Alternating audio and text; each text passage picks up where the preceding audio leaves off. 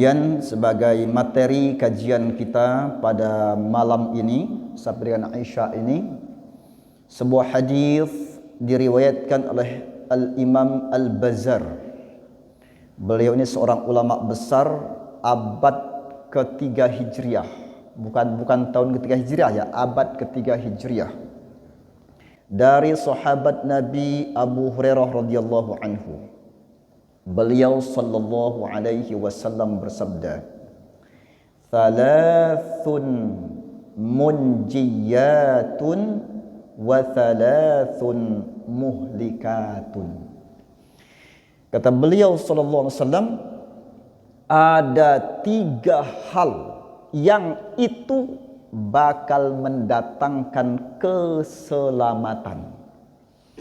Dan sebaliknya ada 3 hal juga yang itu bakal mendatangkan kecelakaan. Maslahah dunia, bahagia akhirat. 3-nya berikutnya, celaka dunia, celaka akhirat. Ya.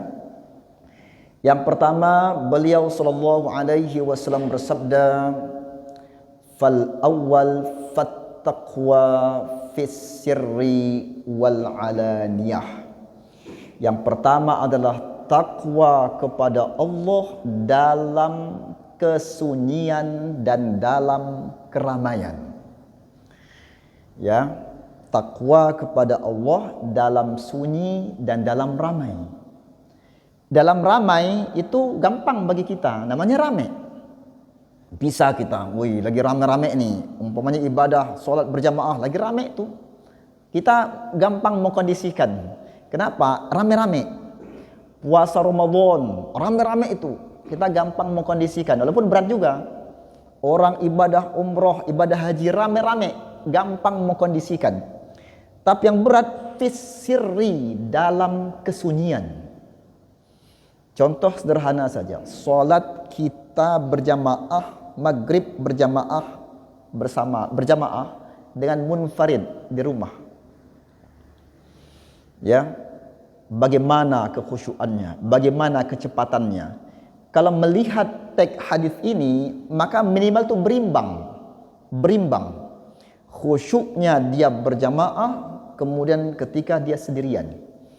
Ya, inilah kemudian yang membuat dada kita ini lapang. Karena ikhlas itu dada ini lapang. Ya, maka dalam sebuah cerita ada seseorang, dia ini pusing, banyak urusannya, hutang banyak, urusan dengan tetangga, pokoknya ribet lah. Udah ada niat bunuh diri dia ini, banyak urusan tuh.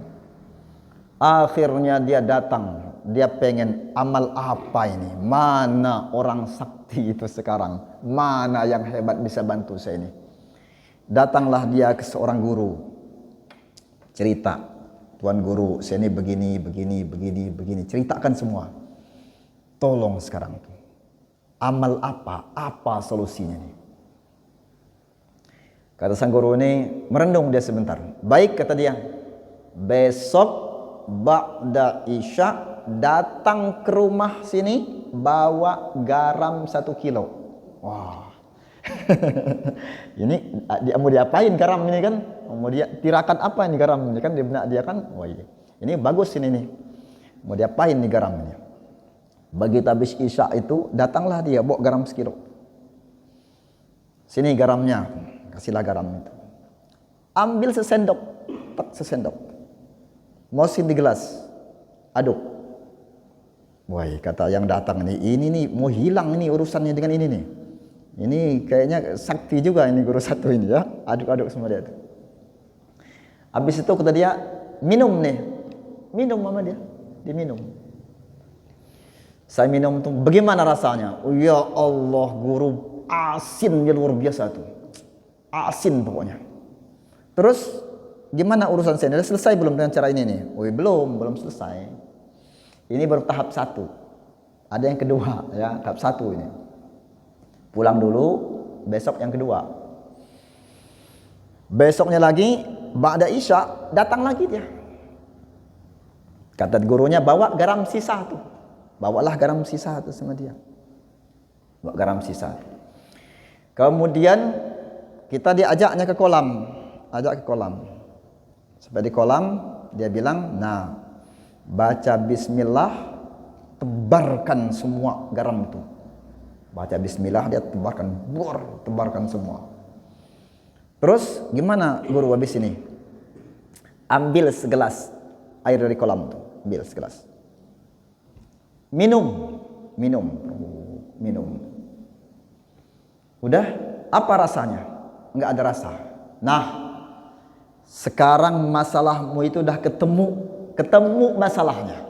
Udah ketahuan penyakitnya itu, udah ketahuan. Pelakunya itu udah ketahuan. Orang yang memfitnah guna-guna itu udah ketahuan. Penyebab miskin udah ketahuan. Penyebab orang benci sudah ketahuan.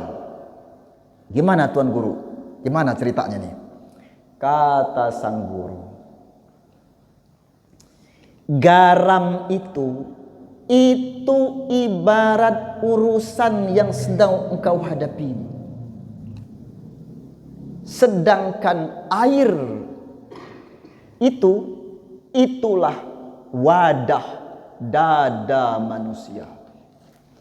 Ketika ini sempit, dada ini sempit, doyek, sempit dia, asin, berat urusan. Namun ketika dia lapang, luas, enggak terasa. Jadi puncak masalahnya itu bukan pada orang lain, tapi pada dada ini. Lapang enggak ini? Ketika ini lapang, maka urusan-urusan itu enggak ngefek dia. Ya. Maka Rasulullah SAW bersabda bahwa yang pertama kali sumber keselamatan itu adalah at-taqwa fis sirri wal alaniyah. Takwa kepada Allah Subhanahu wa taala dalam kesunyian dan dalam keramaian. Takwa. Jaga. Akhir-akhir ini, Pak, saya merenungkan, saya mencoba. Mungkin beda dengan bapak-bapak, mungkin juga sama, Pak. Mungkin juga beda, mungkin sama. Saya mencoba untuk zikrullah itu Allah.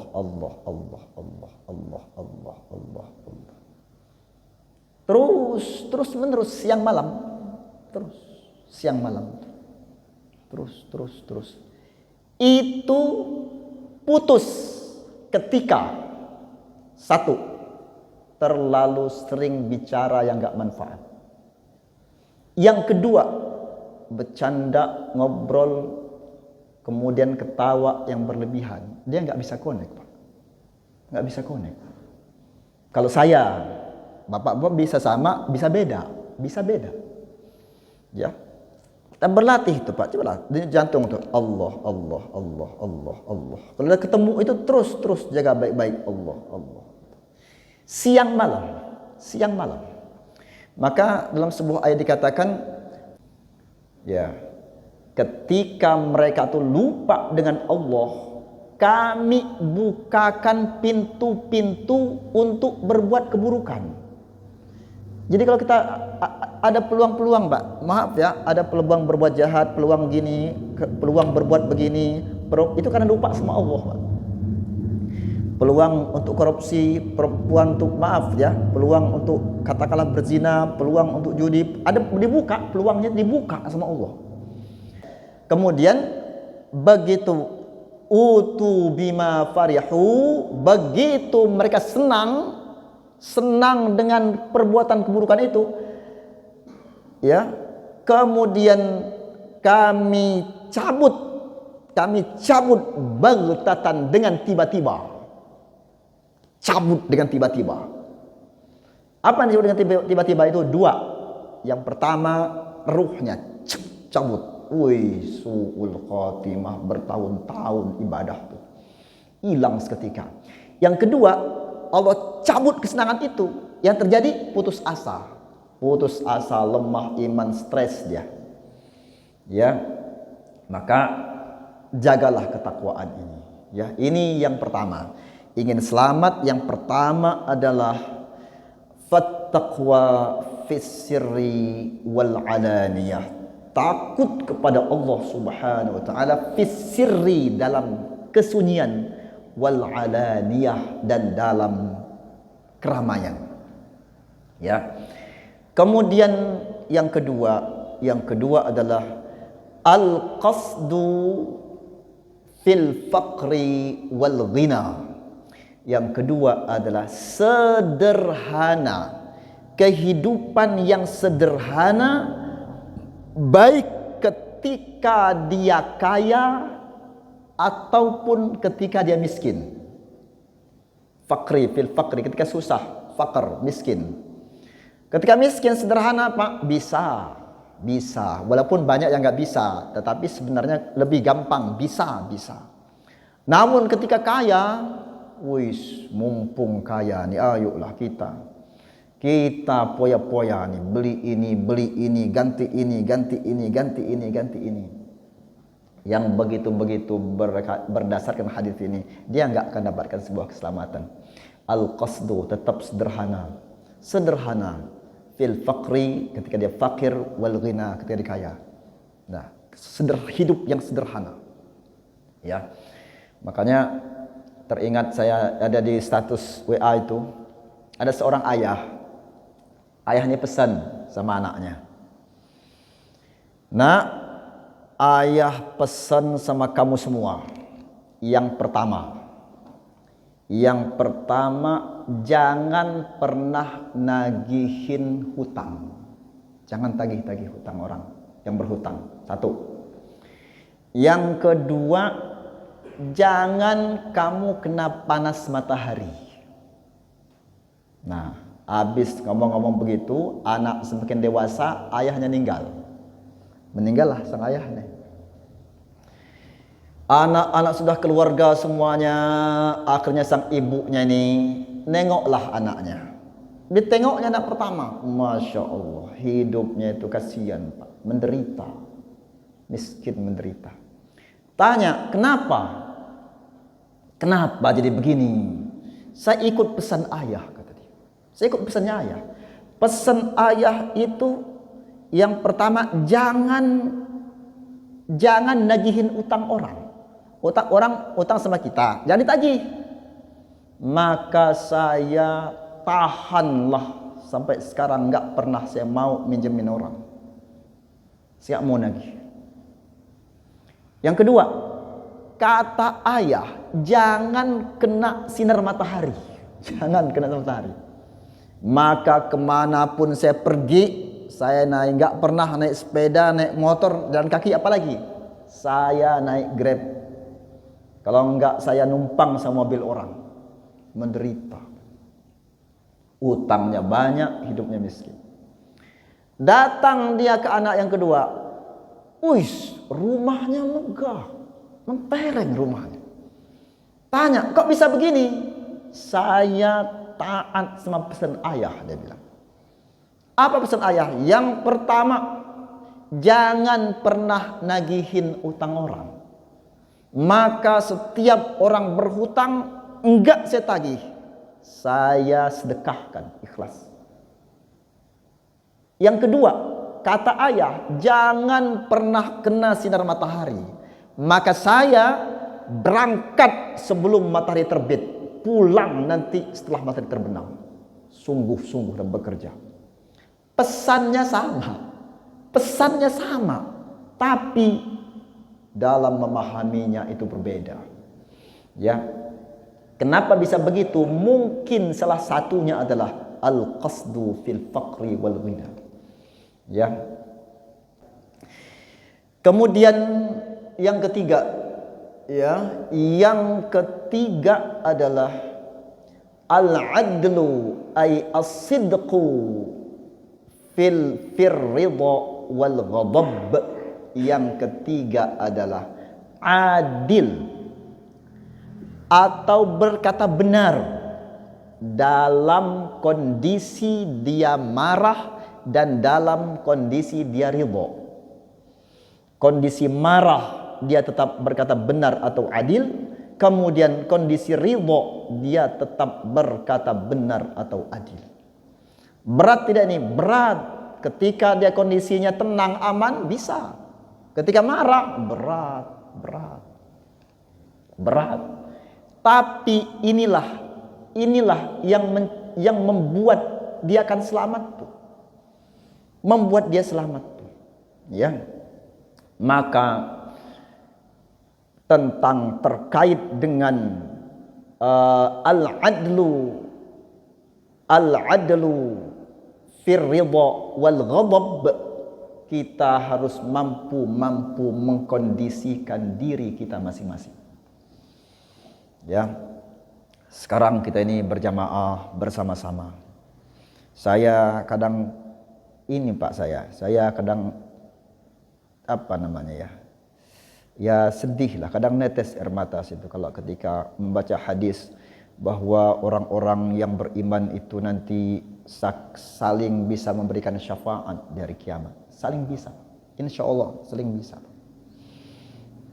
Maka kita niatkan dari sekarang, kita ini satu jamaah, satu hati, satu masjid, untuk kita salinglah bantu-membantu. Kalaulah ada di antara kita yang Allah takdirkan nanti berada di neraka walau sesaat, sementara ada juga yang Allah selamatkan di surga, kita salinglah mencari, salinglah membantu, saling bantu. Bapak-bapak nggak menemukan saya, carilah saya, tolong saya. Saya nggak menemukan bapak-bapak juga sama, saya cari, saya tolong, saling membantu. Ya. Nah, itulah sebagai tanda persaudaraan, ya, bersaudara. Al-mu'minuna ikhwah, orang mukmin itu bersaudara, ya. Bapak Ibu yang dirahmati Allah Subhanahu wa taala. Nah, lawan dari ini, thalathun munjiyat, 3 hal yang menyelamatkan, kemudian berikutnya wa thalathun muhlikat, 3 hal juga yang mencelakakan. Yang pertama adalah syuhun muta'un, kikir yang diikuti. Kikir itu untuk ngasah ngasah gergaji itu kikir kan? Apa namanya? Iya, kikir untuk ngasah gergaji kan? Bahasa Lampung kikir namanya itu kan? Iya, untuk rapiin cincin. Iya. Apa kikir itu? Kikir itu dia tuh mau ngabisin orang, dia gak mau habis. Itu kan? Dia mau ngabisin orang, ngabisin yang lain, tapi dia gak mau habis. Itulah sifat kikir itu, kayak gitu. Ya. Maka disebut kikir tuh. Ya. Itu makanya jadi istilah tuh kikir tuh. Ya. Nah, kikir itu akan jadi sebuah malapetaka, kata Rasulullah SAW. Syuhun muta', jika dia diikuti, maka jangan diikuti itu. Sudah terasa pelit tuh, sudah. Sebagian saja. Allah enggak minta banyak-banyak, enggak. Wa mimma razaqnahum yunfiqun, dari sebagian kecil apa-apa yang kami sudah berikan. Enggak nyari dulu, enggak. Allah nggak perintahkan nyari dulu untuk sedekah, enggak. Yang udah ada aja. Dan itu pun dikit aja.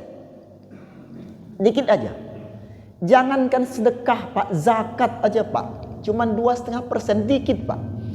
Kalau 1 juta itu 2,5%-nya berapa itu? 25.000 ya. 25.000 Pak, 2,5%. 25.000 dari 1 juta itu zakat Pak. Udah ada ketentuannya. Infak sedekah itu nggak nyampe segitu, nggak sedikit aja. Zakat itu udah Allah tentukan. Sedekah itu nggak terbatas, dikit aja dari itu. Ya, jangan diikuti Pak, jangan diikuti. Udah mulai, karena harta ini semakin banyak, semakin pelit Pak. Banyak nih, woi sayang itu 1 miliar itu kurang 1.000, nggak jadi 1 miliar itu. Janganlah 1.000 itu, ya jangan diikuti nih. Ya, Nabi SAW tidak menyatakan jangan pelit, enggak. Jangan, Nabi tidak mengatakan yang mencelakakan itu pelit, bukan. Syuhun muta', pelit yang diikuti. Artinya apa? Pelit itu memang sifat-sifat manusia, wajar. Cuman begitu sadar jangan diikuti. Itu masalahnya itu. Sekarang tahu nih, jangan diikuti. Saya luar biasa, saya lihat kawan-kawan nih masjid subuh berinfak. Ya. Maghrib berinfak. Ada saya perhatikan setiap menjelang azan iqamah, subhanallah. Antara azan iqamah dia berinfak, luar biasa. Ya, luar biasa itu mulianya. Kenapa? Itu yang punya kita tuh. Itu yang punya kita nanti di hari kiamat tuh. Yang lain tuh nggak tahu kita nasibnya Pak, yang lain tuh. Ya, bisa diterima, bisa tidak, nggak ngerti lagi kita. Apakah ikhlas tidak, nggak ngerti. Kita bayar SPP anak Pak, itu ibadah Pak, itu infak besar. Pertanyaannya adalah, apakah itu ikhlas? Bisa jadi, tapi kemungkinan besar berat. Kenapa?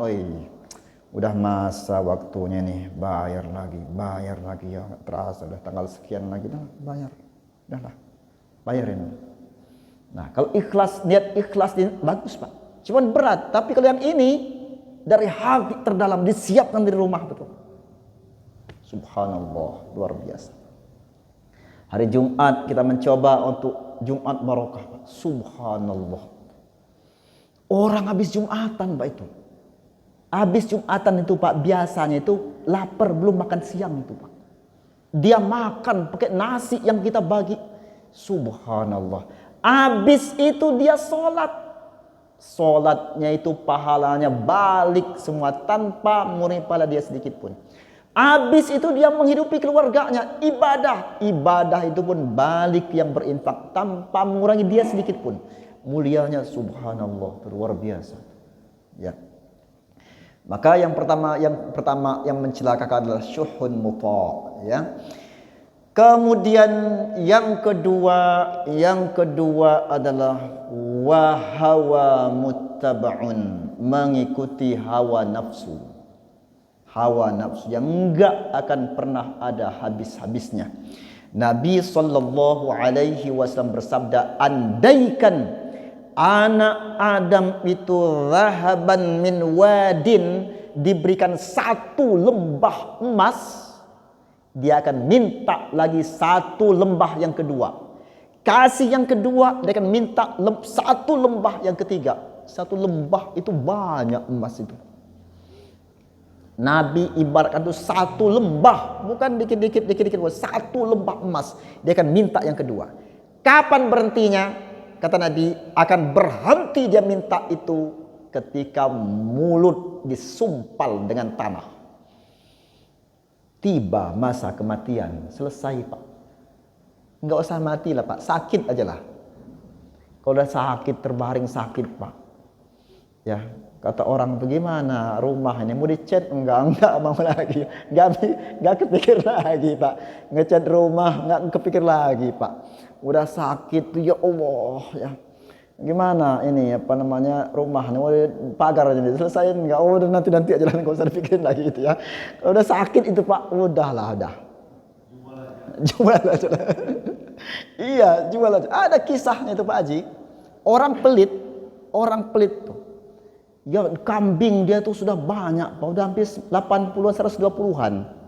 Dia tanya sama gurunya, gimana kambing saya ini? Udah lebih dari 40 nih, zakat enggak ini? Zakat itu. Kambing itu nisabnya 40 ekor. Kalau sudah mencapai 40 ekor dan dimiliki selama setahun, keluarkan zakatnya 1 ekor kambing. Begitu. Iya. Terus kata dia, gimana caranya Pak biar zakatnya enggak keluar? Gampang caranya, saya bilang itu gampang caranya itu, biar selamat enggak keluarin zakat. Gimana caranya? Kan setahunnya itu Bapak ini dari Ramadan ke Ramadan setahun. Nah, sebelum Ramadan, bulan Sya'ban atau masih Syawal, potong 1. Enggak nyampe 40 kan ya? Pas nanti setahunnya enggak nyampe lagi 40. Bapak selamat. Gitu caranya. Iya. Amalkanlah tuh. Diamalkanlah sama dia. Diamalin sama dia tuh. Biar gak keluar zakatnya tuh. Amalin sama dia. Begitu dia lagi nyari makan kambing itu, udah banyak bawa itu, ya Allah, kesenggol terapa. Masuk jurang lah, kena cedera kakinya nih. Patah kakinya. Dibawalah sampai ke Jakarta, dibawa berobat. Akhirnya apa yang terjadi? Kambing tuh habis dijual, rumah pun dijual, mereka tinggal di kontrakan. Habis semuanya. Ya. Makanya jangan coba-coba tuh ya. Jangan coba-coba tuh ya. Allah tuh Maha tahu. Allah tuh Maha tahu keadaan manusia itu. Ya, kita mampu dibuat-buat nggak mampu tuh. Kita sudah sampai nisab dibuat-buat nggak nyampe itu, Allah tuh Maha tahu. Ya. Ini yang kedua ya, yang kedua ini hawa muttaba'un, mengikuti hawa nafsu. Jangan diikuti. Kendalikan hawa nafsu. Ya. Kemudian yang ketiga yang mencelakakan yang ketiga adalah wa i'jabul mar'i li nafsihi. Yang ketiga kata Rasulullah sallallahu alaihi wasallam, mereka yang kagum dengan dirinya sendiri. Apa namanya itu? Ujub. Itu bahasanya tuh, ujub. Ya, bangga dengan dirinya sendiri. Itu dia. Saya dulu itu. Tanyalah, semua orang tahu dulu tuh. Nah, ujub dengan diri sendiri itu. Itu bahaya itu. Bahaya, Pak. Apa bahaya? Fir'aun itu awalnya itu begitu. Dia ujub, sombong, lama. Tuhan saya ini, sebagai Tuhan saya ini, ikut semua sama saya tuh. Itu awalnya, Pak. Mengikuti hawa nafsu ini titik kecilnya. Maaf ya, ujungnya itu, zina tuh ujung-ujungnya. Ikutin. Kenapa? Karena tadi itu ketika dia lupa dengan Allah Ta'ala, Allah buka jalannya itu, kebuka jalannya. Ada kesempatan, ada peluang nih. Sekali-sekali cobalah sekali-sekali, kan nggak sering. Selama ini kan udah lama ibadah, udah capek perasaan ibadah ya. Sekali-sekali lah ini coba, mudah-mudahan selamat. Kalaupun ini gagal, masih ada amal yang lain. Itu kebuka tuh. Ya. Kalau pelit yang tadi itu, korun jadinya, Pak tuh. Korun itu jadinya itu. Udah Allah contohkan semuanya hal-hal yang begitu tuh. Ya, maka jangan diikuti. Yang ketiga ini i'jabul mar'i li nafsi, ujub dia. Ya. Ujub. Makanya Allah tuh punya sifat al-mutakabbir. Al-asmaul husna al-mutakabbir, yang maha berhak untuk takabur, untuk sombong. Ya, maka Allah Ta'ala berfirman dalam hadis Al-Qudsi bahwa sombong itu kata Allah itu pakaianku. Sombong itu pakaianku. Siapa yang merampas pakaianku, dia sebagai lawanku. Jangan dirampas. Jangan dirampas. Sombong itu pakaian Allah Subhanahu wa Ta'ala. Ya. Jadi 3 hal inilah. Ya, 3 hal yang menyelamatkan kata Rasulullah sallallahu alaihi wasallam. Yang kedua, 3 hal juga yang mencelakakan.